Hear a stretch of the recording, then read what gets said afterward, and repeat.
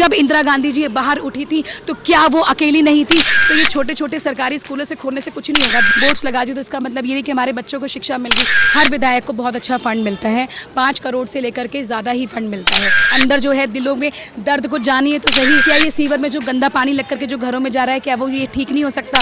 तो एक helpline number रखिएगा ना, ताकि कोई भी नागरिक जो है उनको फ़ोन करे और बोले कि मेरे फादर को हार्ट अटैक है तो सीधे उनको हॉस्पिटल में भेजिए ना। चाहे 2 लाख का खर्चा हो, चाहे 3 लाख का खर्चा हो, तो वही मैं आपको बताना चाहूँगी कि वो हम डेफिनेटली ये चीज़ कर सकते हैं। ये बहुत एक तरफ तो बड़ी बड़ी कतारें, बड़ी बड़ी भीड़, बड़े बड़े नेता और बड़े बड़े काफिले चल रहे हैं दिल्ली विधानसभा चुनाव में, और एक तरफ एक लड़की, महिला या फिर क्या कहूं, अकेले अपने कुछ लोगों के साथ में और हाथ में माइक लेके और चैलेंज करती हुई नजर आ रही है कि विधायकी कैसे चलाते हैं, हम आपको सिखाते हैं। ये एक पैम्पलेट मेरे पास में जो है वो आपको दिखाई देगा। इस पैम्पलेट की कुछ खासियत मैं आपको दिखाने की कोशिश करता हूं कि इसके पीछे जो है बाकायदे कुछ शर्तें हैं। अगर हम इसको एक तरह से शर्तों का वही पिटारा कहें जो लगातार पार्टियां दे रही हैं तो गलत नहीं होगा। नाम है इनका सरिता सिंह, पार्टी भी इनसे पूछेंगे, त्रिलोकपुरी विधानसभा है, क्या कुछ इनका मामला जरा ये पूछेंगे। सरिता जी पहले बहुत बहुत स्वागत है। बहुत बहुत धन्यवाद। बड़े बड़े काफिले, मुख्यमंत्री, गृह मंत्री, बीजेपी के बड़े बड़े चेहरे, आम आदमी पार्टी के बड़े बड़े नेता, कांग्रेस के बड़े बड़े नेता बहुत बड़े काफिले के साथ चल रहे हैं। आपके साथ में बमुश्किल 12 या 15 नौजवान चेहरे नजर आ रहे हैं, आखिर ऐसा क्यों? देखिएगा, सबसे पहले तो मैं आपको बताना चाहूँगी जो ये नौजवान आप मेरे पास देख रहे हैं ना, वो इसलिए है क्योंकि हमारा जो पहला मुद्दा है वो यहाँ पर है शिक्षा का मुद्दा। हमारे यहाँ पर क्षेत्र में अगर हम नई दिल्ली की जनता की बात करें, हमारी त्रिलोकपुरी की जनता की बात करें, तो यहाँ पे बच्चों में शिक्षा नहीं है, जिसकी वजहों से बच्चों के पास रोज़गार नहीं है। बच्चों के पास में अगर नया प्लेटफॉर्म नहीं मिलेगा, अगर उनको पता ही नहीं होगा शुरुआत कैसे करनी है, तो बच्चे कैसे आगे बढ़ेंगे? 10,000 से शुरू करेंगे और 50 साल की उम्र तक वो 20-25 हज़ार तक रह जाएंगे। तो मैं सबसे पहले ये सिखाना चाहती हूँ सबको कि जो हम वोट करते हैं ना, तो उसमें इसलिए करते हैं ताकि हमारे बच्चों को अच्छी शिक्षा मिले। तो हम यहाँ पर मुफ्त में बड़े बड़े लेवल पे संस्थान खोलना चाहेंगे, जिसमें सबसे पहले जो हमारे 9वीं 10वीं 11वीं 12वीं के बच्चे हैं उनको हम लोग यहाँ पे फ्री में मुफ्त में क्लासेस देंगे। सरिता जी उस पर भी आता हूँ मैं अभी। अखिल भारतीय सोशलिस्ट पार्टी कितने कैंडिडेट उतारे हैं आपके दिल्ली में? देखिएगा, कैंडिडेट तो हमारे बेसिकली इसमें है कम से कम नहीं तो 30 से 35 कैंडिडेट है हमारे। हाँ जी, जो हमारे मनोज शर्मा जी हैं उन्होंने उतारे हैं। और देखिएगा, एक बात बताना चाहूँगी, ये चीज़ ऐसी नहीं है कि अगर हमारी सरकार सत्ता में आएगी तो ही हम ये चीज़ें देंगे। अगर हमारी सरकार बने चाहे ना बने, मुफ्त में संस्थान तो हम फिर भी खुलाएंगे, बच्चों को शिक्षा तो हम फिर भी देंगे, क्षेत्र का विकास हम फिर भी कराएंगे। ये जितनी तारों का जंजाल है ये हम फिर भी अंडरग्राउंड करवाएंगे, फिर भी हम ये सारे के सारे काम करेंगे। हमारे जो हमारे वरिष्ठ नागरिक हैं, हमारी सरकार चाहे बने चाहे ना बने, क्योंकि मेन होना चाहिए स्ट्रॉन्ग कैंडिडेट। पार्टी से मैं कहती हूँ कि सर कुछ फ़ायदा नहीं पड़ता, कुछ भी फ़र्क नहीं पड़ता, मेन होना चाहिए कैंडिडेट। अगर कैंडिडेट में वो दम होगा ना तो वो डेफिनेटली आगे बढ़ के दिखाएगा, क्योंकि हमारी जनता को कुछ नहीं चाहिए, उनको मेन चीज़ चाहिए क्षेत्र का विकास, बच्चों की पढ़ाई लिखाई, और उनको चाहिए यहाँ पर अच्छी चिकित्सालय। तो ये छोटे छोटे सरकारी स्कूलों से खोलने से कुछ नहीं होगा। दिल से बोलूँ तो ये स्कूल तो पहले भी थे, यहाँ पर अगर हमने नए नए बेंच लगा दिए या फिर हमने बोर्ड्स लगा दिए तो इसका मतलब ये नहीं कि हमारे बच्चों को शिक्षा मिल गई। मेरे पास बहुत से वीडियोस है जिसमें मैं आपको दिखा सकती हूँ, प्रूफ्स हैं कि वो वहाँ के बच्चे हंसी उड़ा रहे हैं कि जाके देखिए तो सही कि वहाँ के शिक्षक की एजुकेशन क्या है, वो किस लेवल पे वो ट्रेंड है, अपने फ़ोन पे वो बिजी रहते हैं। और तो और अगर हम यहाँ पर बड़े लेवल पे एजुकेशन इंस्टीट्यूट्स खोलेंगे और बच्चों को बड़े लेवल की पढ़ाइयाँ लिखाइयाँ करेंगे तो हर बच्चा जो है वो बेरोजगारी से हट करके रोजगार उसको मिल जाएगा, वो महीने का अच्छा खासा पैसा कमाएगा। देखिए कुछ चीजें मैं आपके दिखा देता हूँ। हर महीने वरिष्ठ नागरिकों को 11,000 की सम्मान राशि, सभी छात्रों को शिक्षा का अधिकार और युवाओं को मुफ्त स्किल कोर्स जैसे एनिमेशन और digital courses, English speaking classes, गृहिणियों को 11,000 की सम्मान राशि और रोजगार के अवसर, सभी नागरिकों को मुफ्त 300 यूनिट बिजली और 20,000 लीटर पानी की सुविधा।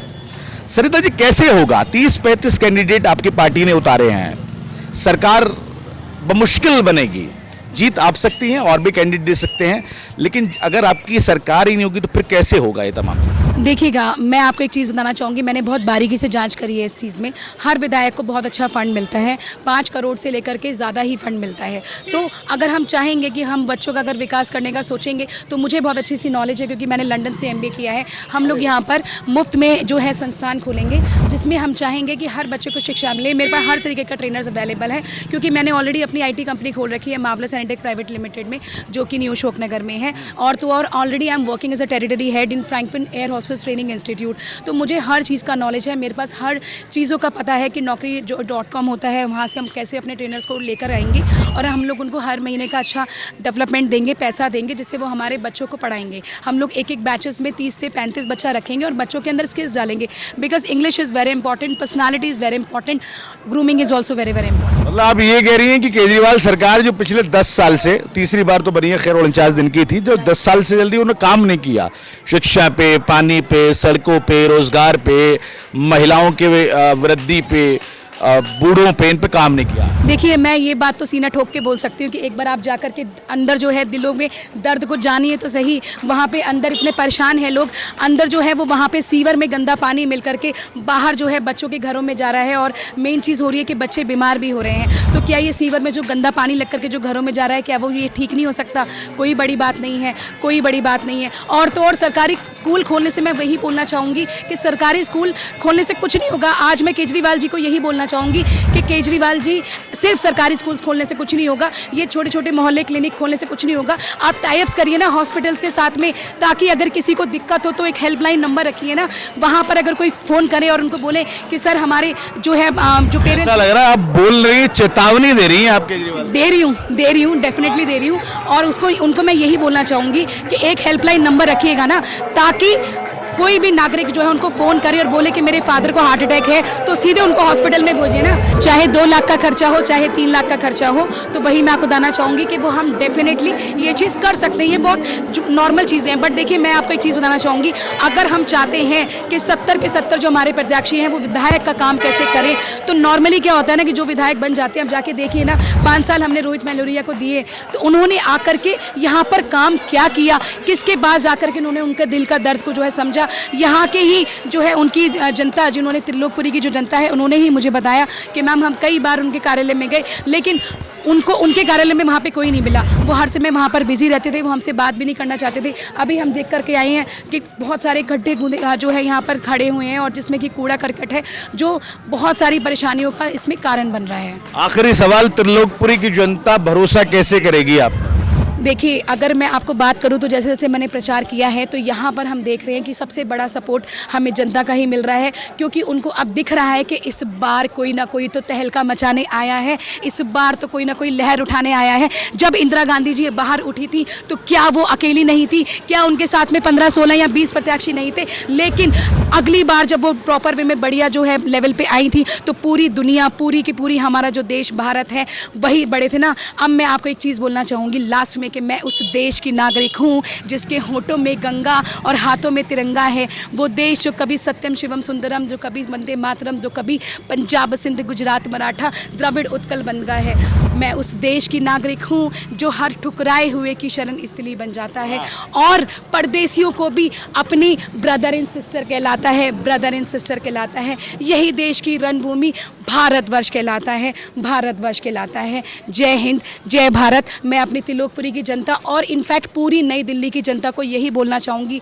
कि दोस्तों, अगर आप अपने लिए चाहते हैं कि आपके क्षेत्र का विकास हो, कोई अच्छा विधायक आए, तो सबसे पहले आप उनका बैकग्राउंड चेक करिए। ये मत देखिए कि वो बीजेपी की सरकार से हैं, या फिर वो आप सरकार से है, या फिर वो समाज आजाद पार्टी से हैं, आप BSP से हैं, या फिर कांग्रेस की सरकार से है। मेन देखिए हमारा कैंडिडेट, क्योंकि वही आपके लिए लड़ेगा, वही आपके लिए रणनीति में काम करेगा। अगर कैंडिडेट में दम नहीं होगा ना, तो किसी भी चीज़ का कोई फायदा नहीं होगा। ये बात मैं बहुत मेन जो है मुद्दे को लेकर के खड़े होकर के बोलना चाहूँगी। बहुत धन्यवाद आपका। तो सरिता जी थी, कुछ लोग साथ में हैं और चुनाव प्रचार लगातार कर रही हैं। साफ तौर पर अरविंद केजरीवाल और बाकी तमाम पार्टियों को चुनौती देती हुई नजर आई। कह रही हैं कि भैया अगर आपसे सत्ता नहीं चल रही तो हम आपको चला के दिखाएंगे, विधायकी कैसे चलती है ये भी हम आपको बताएंगे एक बार। तो लोकपुरी की जनता जो है इस बार अगर उनको चुन लेती है तो फिर जो फंड आता है उससे इसका नक्शा बदल देंगे। देखना होगा कि त्रिलोकपुर की जनता किस पर विश्वास करती है, किसके सर पर जीत का सेहरा सजाती है। त्रिलोकपुरी से नाव नोएडा के लिए अफी हिंदुस्तानी।